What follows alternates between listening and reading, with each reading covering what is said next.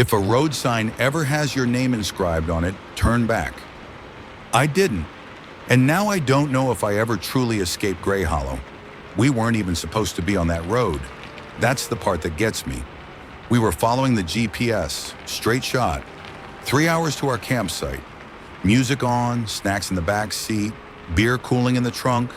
Nothing spooky, just 5 friends chasing one last weekend of summer before real life started knocking. Then the signal dropped, not a bar in sight. No GPS, no internet, nothing but a frozen screen and a blinking blue arrow stuck in place. I tapped it like that would fix anything. Then I looked up and realized we hadn't seen another car in almost 20 minutes. The road had narrowed into a winding 2-lane strip. No signs, just tree walls growing thicker on both sides. The air outside the windows looked darker than it should have for 4 p.m. "Should we turn around?" Jay said from the front passenger seat, his voice relaxed but tense. "No idea where we'd even look," Steph grumbled in the back. "We've been driving straight for, 20 miles? Are you absolutely certain this is still 65? Maya asked. "Since it seriously feels like we're headed downhill." That was the first time I really noticed it. The pressure. It felt like the whole road was tilted at a strange angle, even though it seemed flat. Trees were leaning towards us, like they were eavesdropping or just hanging out, waiting for something. "We'll reach a town before long," I lied. "Perhaps just a dead zone." That's when the fog began. At first it was just a haze over the treetops. Then it spilled onto the road like smoke. It wasn't normal fog. It was too thick, too fast. Like someone dropped dry ice into the trees and let it bleed across the pavement. The temperature in the car dipped a few degrees. I saw the breath of the person next to me before I even realized I was shivering. A wooden sign materialized out of the fog. It appeared old, split down the center, hardly hanging on to the rusty posts that were supporting it. I couldn't read it at first. The paint had worn off and half of the letters seemed charred. But as we drove nearer, the words became just readable. "Welcome to Greyhollow population." The numbers were scratched out. No joke. Like someone had taken a knife to them. "Greyhollow?" Maya echoed. "That's not on the map, is it?" "Nah," I replied, looking at the screen once more. Still jammed. "Let's just pull over and ask for directions," Jay said. "Get out of here and back onto the main road." "Who says we're stopping?" asked Steph. "This town appears to have died before color TV." And she wasn't wrong. As we passed the welcome sign, the road turned to uneven cobblestone. Gas lamps lined the street instead of traffic lights. Not a single person in sight. No kids, no cars, no sounds, not even birds. Just wind whispering through dead trees, and that kind of silence that feels wrong, like the town is holding its breath. We drove by a general store with boarded up windows, a barber shop with rusty scissors still mounted on the inner wall, an old church with its steeple cracked clean down the middle. It was as if we'd driven backward in time, 1940s, perhaps older. Yet none of it appeared to be abandoned. Not really. There were no vines or rot, just stillness, as if everything had been locked in place. "Why is it so quiet?" Steph whispered. "I don't like this," Maya said. She had her arms hugged tightly around her, though normally she adored creepy little ghost towns. "Something's wrong." Then Jay spoke the words that altered everything. "Guys, check out the road sign." We all turned at the same time. Another wooden sign was approaching, smaller than the first. You know, one of those hand-carved custom signs you see in front of ranches or diners? But this one wasn't for a business. It stated, "Turn around, Liam." I slammed on the brakes so abruptly that Steph's phone flew into the front seat. "What is that supposed to be?" she yelled. Everybody began yelling at the same time. I was gazing at the sign as if it had hit me. My name. Not a usual name either. Not welcome travelers or road closed. Just, "Turn around, Liam," in that really tacky font you find on those wooden souvenirs they sell at fairs. but this one appeared to be freshly carved. The edges were all jagged, as if someone had made it especially for me. I attempted to laugh it off. All right, somebody's messing with us. Perhaps it's a joke. Who the hell would know we were coming? Maya said. No one even knew we left. Creepy small town joke, Jay said. Like an art installation. Steph gestured toward the woods behind us. Somebody dashed out here and hung a sign on a pole just to prank a group of nobodies from out of state? We sat in silence. That's when my phone vibrated. We all jumped. The screen illuminated, but it was not the GPS reconnecting or a message from someone. It was a picture from my personal camera roll. One I never took. It was the back of my head, from the driver's seat, behind me. And in the picture, I wasn't by myself. There was someone, something, sitting directly behind me, where no one was now. A pale face in the darkness, black eyes, grinning. I dropped the phone.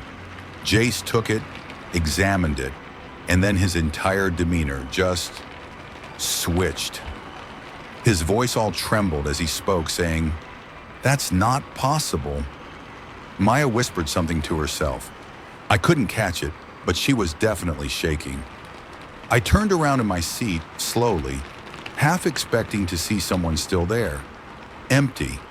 The back seat was nothing but backpacks and snack wrappers. No trace of whatever that thing was, but I could still sense it, like something had been breathing on the back of my neck, and now it had gone somewhere else. We should have turned back. I knew it. Everything in me yelled it. But the road was different. I'm swearing to God and the path we entered by. Gone, replaced with fog. The trees had rearranged themselves. There was no U-turn left. Nothing but a one-way street further into Greyhollow.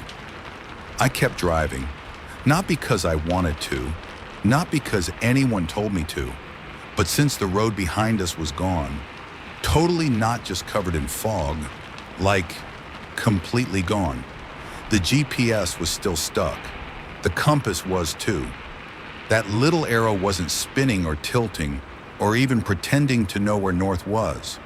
It was as if the phone just gave up on figuring out where we were.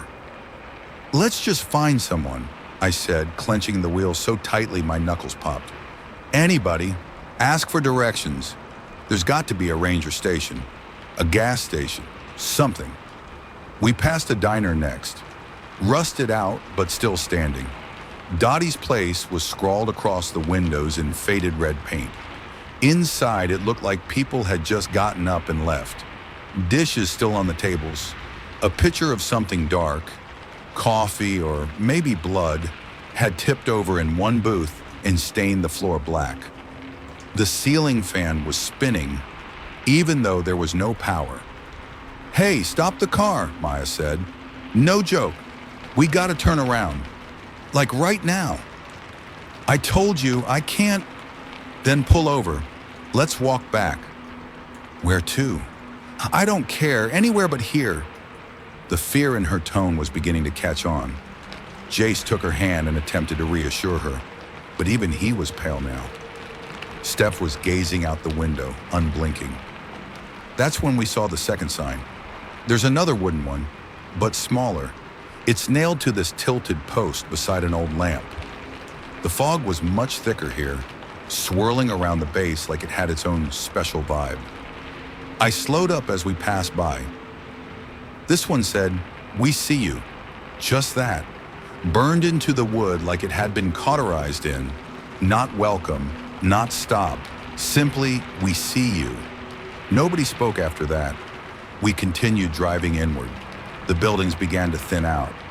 Fewer stores, more older houses, windows all closed, curtains pulled, no lights on anywhere. But occasionally, you could have sworn you saw something moving there.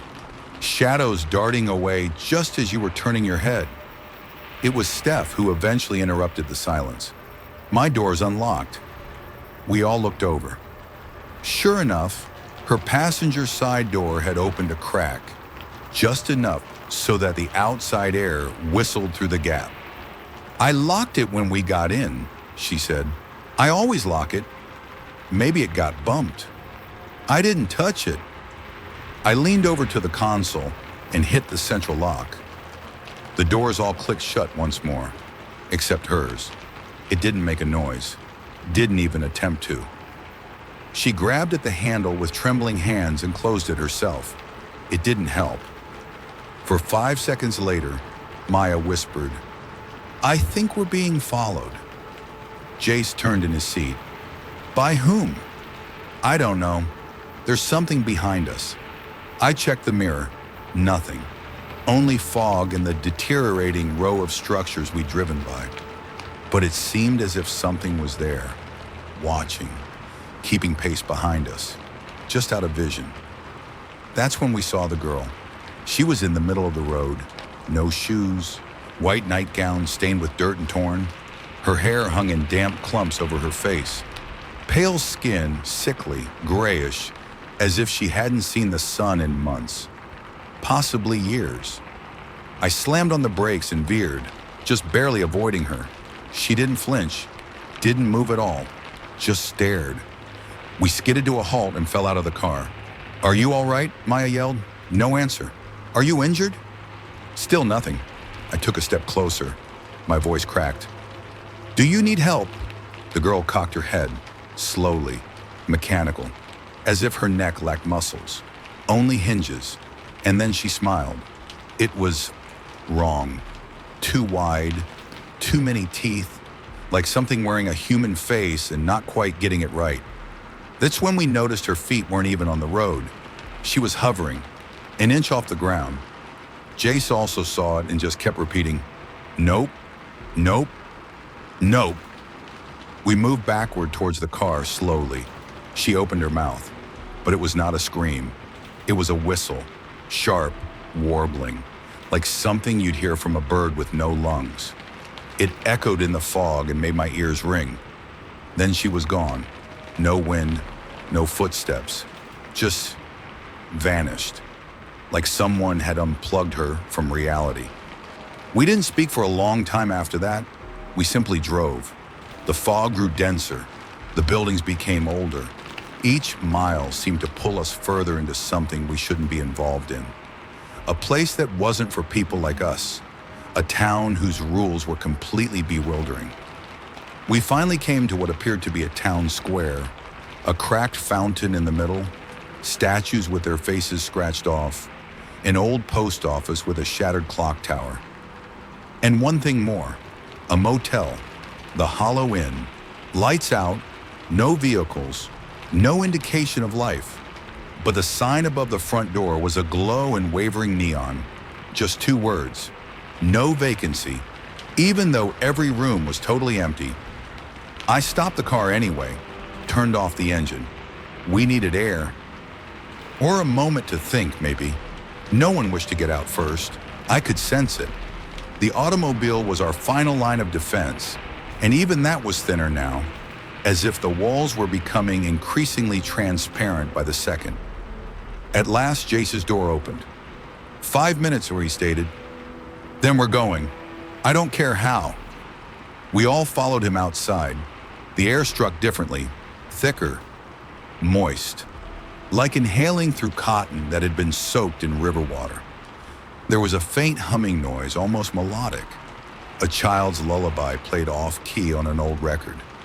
And then I saw the third sign. This one was nailed to the motel's front door. Rough handwriting, charcoal smudge. Room 6 is waiting. I really didn't want to touch the sign. None of us did, honestly. But you know how it is. Sometimes you just feel like something is totally meant for you. Room 6 is waiting. No other numbers on any of the doors. Just that one. We walked up to the motel like people who were entering a funeral home. Slowly, reluctantly, steeling ourselves for something we couldn't define. The porch steps creaked beneath our feet like they were groaning in warning. The front door wasn't locked. It swung open with a slow, scraping moan. It was dark inside. Dust hung in the air in strips. There was one bell on the front desk, cracked down the middle and tarnished. I half anticipated somebody to rise up from behind the counter, but no one did. Just that humming. Low, repetitive, such as a broken music box underwater. We located room 6 in a narrow corridor. The numbers were painted in red by hand. Not paint, not ink. Thicker. It looked new. The door was open a crack. We lingered too long. The corridor behind us, darkness moving beneath the doorways, heavy with breathing in our lungs. I did not want to enter. God, I did not. But Jace reached out, pushed the door open further, and went in. And so we followed. The room was normal, too normal. Like a motel room 10 years ago, stuck in time, faded wallpaper, box TV, 2 beds, clean, quiet, smelled of lemon cleanser and mildew. Yet there were 5 things that did not fit. Photos, framed, sitting on the nightstand, each one of us, candids, some recent, some impossibly old. Jace at his college graduation, sitting, Steph as a little girl, blowing out birthday candles, Maya asleep in the back seat of her car 2 months ago. One of me standing outside my apartment, keys in hand just last week. And then, the final picture. The 5 of us, in this very motel room. Only our eyes were all scratched out. "I want to go home," Steph whispered. Jace was already moving backward toward the hall. "We shouldn't be here. We never should have come." That's when the lights went out, and the laughter began. High-pitched, incorrect, too near. It was coming from the vents, from beneath the bed, from within the damn walls. I took Maya's arm and yanked her in the direction of the hallway, but the door slammed closed. No wind, no warning, just bang. Then we heard footsteps, above us, below us, everywhere. They prowled around the room like wolves just outside the perimeter of the flashlight. I wasn't breathing and was counting my heartbeats. Then the TV turned on, static, and then a blurry video. Grainy video of the 5 of us driving into town, driving into Greyhollow, slowing down at the first sign, Steph pointing to it, me clutching the wheel. Then it glitched. The scene looped, again and again. With each viewing, the images deteriorated further, our faces distorted. The mist grew denser. Finally, we weren't even in the car anymore. Nothing but static silhouettes amidst black trees. That's when the door opened. It just wasn't the hallway out there. It was the road again, huh? Night now. Same fog. Same leaning trees. Aside from now, there were more signs. Dozens of them. On trees, on poles, etched into the asphalt. All of them said, "Welcome to Greyhollow." Again and again. Like it was the only sentence this place knew. I caught the door handle and dashed through, the others following close behind me. The fog enveloped us immediately. We reached the car, or what appeared to be our car. Same license plate, same half-full soda bottle in the cup holder. We piled in. Engine started first try. There was silence for a moment. Then Maya whispered, "Haven't we left already?" I didn't respond. For ahead, I saw the sign again. That rotted wood, that message, "Welcome to Greyhollow." But now something was different. The population number, it wasn't scratched out anymore. It said, "Population 5. I floored the gas. We careened by the sign along a thin ribbon of fog and rock, hoping for sunlight, cell reception, anything. Something. But the road looped. The following turn was the same as the previous one. The diner came by again. Dottie's place, then the girl in the nightgown, then the motel, then the same damn sign. "Welcome to Greyhollow. Population 5. We tried everything, switched off the car, went into the woods, attempted to remain stationary, shouted for help until our voices were gone. Nothing worked. Time didn't pass here, or perhaps it passed in a circle. Our watches stopped. Phones died even when fully charged. And the worst? Every time we looped, something was different. The sky got darker, the town grew quieter, The signs became more personalized. Once the sign read, "You shouldn't have come back, Liam." Another loop it said, "You never left." We began to forget things, small things, such as what day it was, Maya's last name, where we were going before we came here. Our memories just began to peel away like old paint. Sometimes I dream we actually made it out, that I woke up in my own apartment, that this was just a nightmare from some bad gas station food. But whenever I wake up, I'm still here, at the wheel, driving past that damn sign. Welcome to Greyhollow. Population 5. So if you're reading this, if anybody manages to find this somehow, listen to me. Simply skip the turn. If your GPS freezes and the fog sets in, turn back. If you notice that name, Greyhollow, if the signs begin addressing you by name, if your phone displays images you didn't capture, it's too late already. We're still here, driving, looping, stuck in the town that doesn't wish to be discovered, but it never leaves you. That's all I can tell you for now. I'll keep you posted, if I'm still around.